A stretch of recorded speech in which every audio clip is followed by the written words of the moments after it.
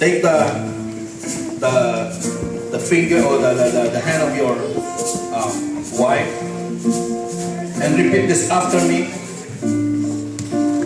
This ring I give to you. Mention the name. In token and pledge of my love and an everlasting commitment in this marriage. Now, ring bearer, give the ring to the woman, to the ladies.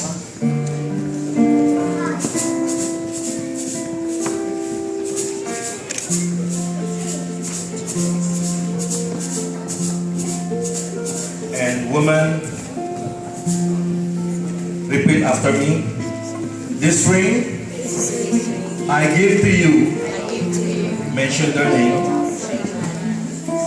In token and pledge of my love and everlasting commitment in this holy marriage. Amen. Can you just look at me? We are going to the Holy Communion, and I want to ask.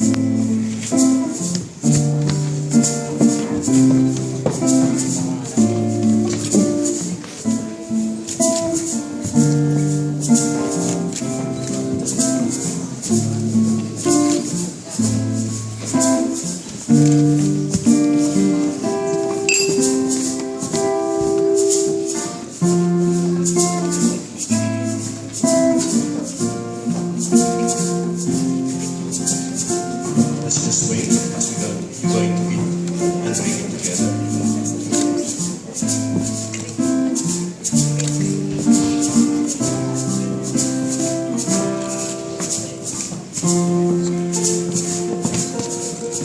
While they were eating, Jesus took bread, and when he had given thanks, he broke it and gave it to his disciples, saying, "Take and eat, this is my body."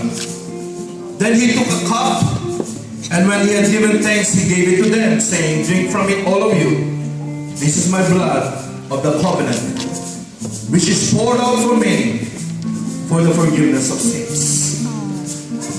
Let us just pray for the elements. Heavenly Father, in Jesus' name, we do remember, Lord, what you did on the cross for us.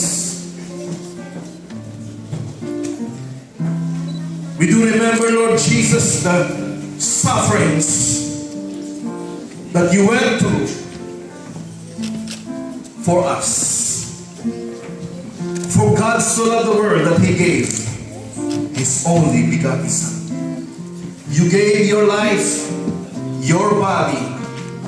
You gave even your precious blood so that we may be forgiven from our sins. And even, Lord, we may experience the benefits of the cross, where healing will take place, where deliverance will take place in our lives. I ask you, Father, the miracles of the Holy Communion by the power of the Holy Spirit in every marriages upon the lives of this couple as they took. That love, forgiveness, humility, and understanding be the stone foundation on their marriage as they partake this communion.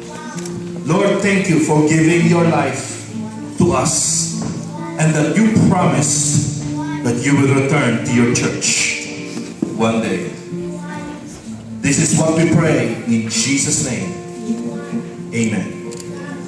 You may eat and drink.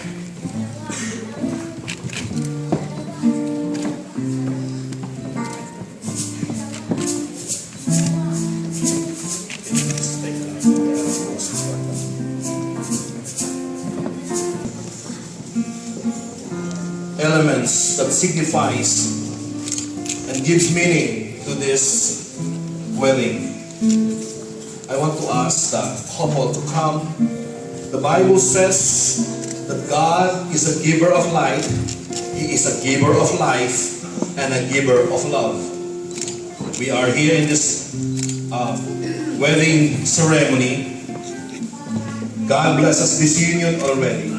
But I want each couples to come to the altar and take your life from God. Okay.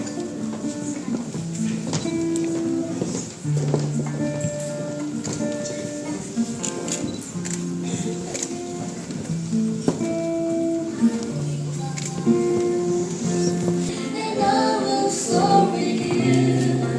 Your spirit lifts me on. By the power of your love. It means that both of you need the light of life that you can only have and receive from God. That big candle there, you just receive. It is God who gives life. It is God who gives life and love in your marriages, in your union. I want you to face each other.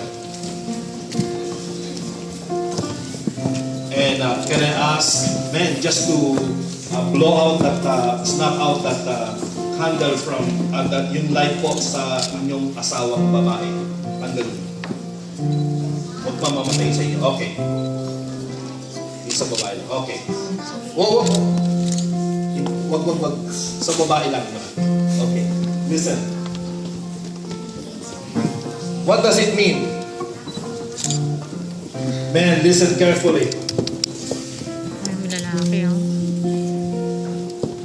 In the moment that your wife, that your woman faces a problem, temptation, testing, discouragement, even to the point of losing her strength and the feeling of hopelessness, it seems that her light becomes dim and die.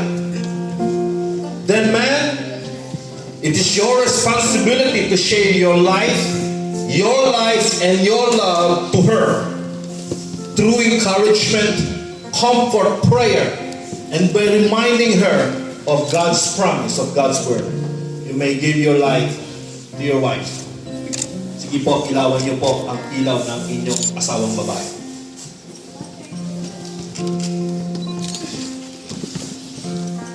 Mga lalaki, patayin naman ninyo yung kandila ninyo. Woman, listen. In the moment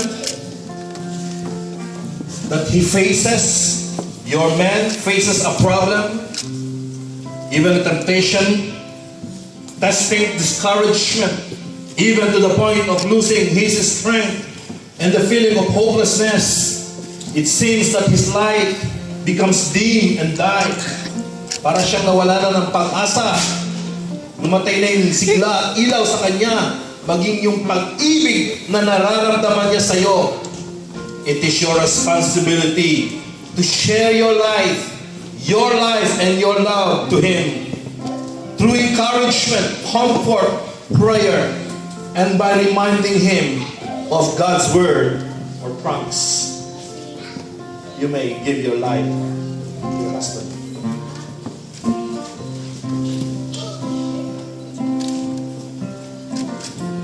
Now, men, patayin niyo ang pareho niyong kandila.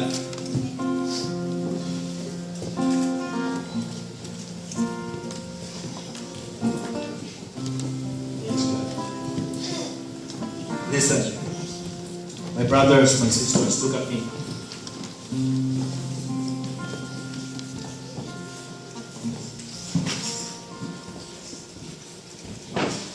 In the moment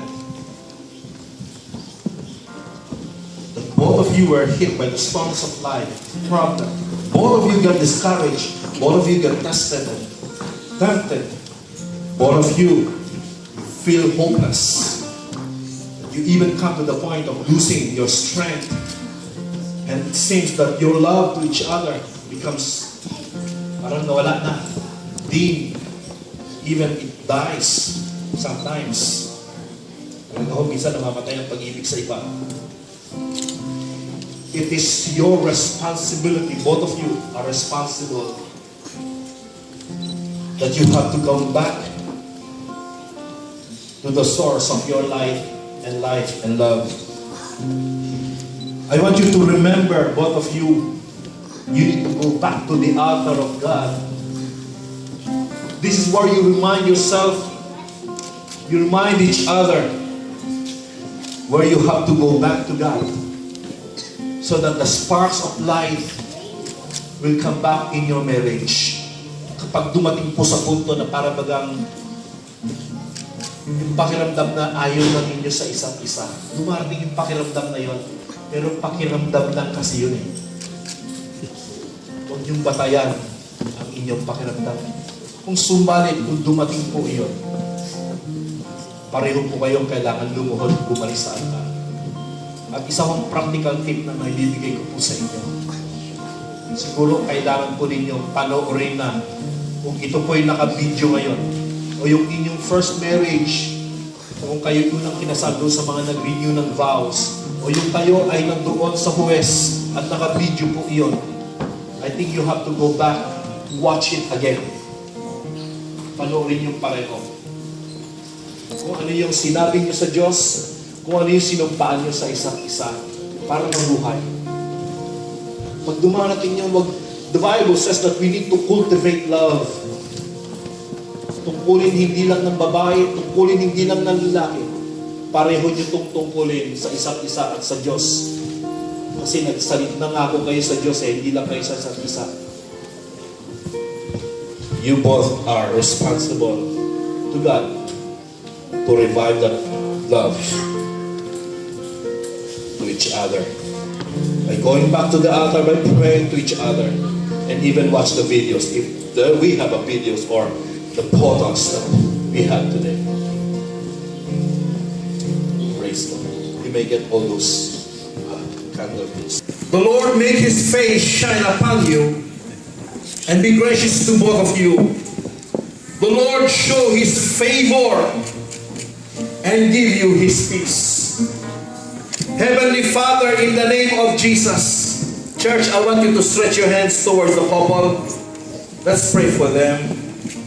Heavenly Father, in the name of your Son Jesus Christ, by the power of the Holy Spirit, O Lord, I ask you, Lord, indeed, that you will fill their hearts from today with your Holy Spirit, the Spirit of love, the Spirit of forgiveness, the Spirit of humility, and the Spirit of gladness and joy and peace and hope and righteousness. Lord, cement their hearts, O God, to each other. You have heard their vows. You have heard their prayers and cry this afternoon. And you have seen the ring that symbolizes of their unending commitment to each other. And I pray in Jesus' name na kailanman, Panginoon, hindi maisip ng isino man sa kanila na magsaulian ng kandila o mag-alis ng kanilang mga singsing. Kundi sa pangalan mo, Jesus, sa panahon na kung saan sila'y parehong nangihina o ang isa'y nangihina, ang Holy Spirit mo ay pray na mag-remind sa kanila sa araw na ito. Ang Holy Spirit mo, Panginoon, ang mangungusap sa kanilang mga puso, ang kanilang binitawang pangako, hindi lamang sa kapartner nila, kung hindi sa iyo. Amen. Sapagkat hindi lamang sila ikinasal sa huwes, sa hapon na ito, saksi ang iyong langit. Amen. Amen. Yes, Lord. Kaya Lord, I ask the holy angels that you send over our lives to keep them and protect them. Amen. And that you will bless not only their relationship, but also their whole families, their children's children, their future, not only of the now, that you will bless. And may this relationship, they may enjoy it. May this wedlock, Lord, will not be like a padlock, but a wedlock where there is joy and peace and harmony. In Jesus' mighty name. Holy Spirit of God, I pray until Jesus you return at kukunin mo kami. Ganun niyo pong selyuhan, O Diyos, at huwag niyong hahayaan ang masama, huwag niyong hahayaan ang tukso na si Satanas na magpasok ng mga kaisipan. At kung sakali man they are tempted, Lord, paalala ng Holy Spirit mo sa kanila that they have power within. The same power that raised Jesus from the dead is the same power that is in their lives.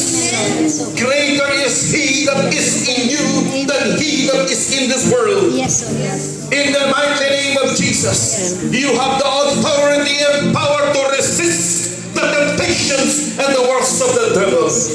In the name of Jesus, I ask you, Heavenly Father, cover them with the precious blood of Jesus. And Lord, you promise that those who turn to you, not only will they be blessed, but even to the 1,000 generations will be blessed. And every curse will be broken in their lives and in their families. Yes, oh God. In the mighty name of Jesus. Amen. Holy Spirit of God, bless them. Oh, thank you, Father. Ang mayabot mong kamay, mapagpalat mahimalang kamay, ang magpapalakas sa kalooban ng lalaki at babae na nagbigay ng kanilang buhay sa inyo sa hapon na ito, sa altar mong ito.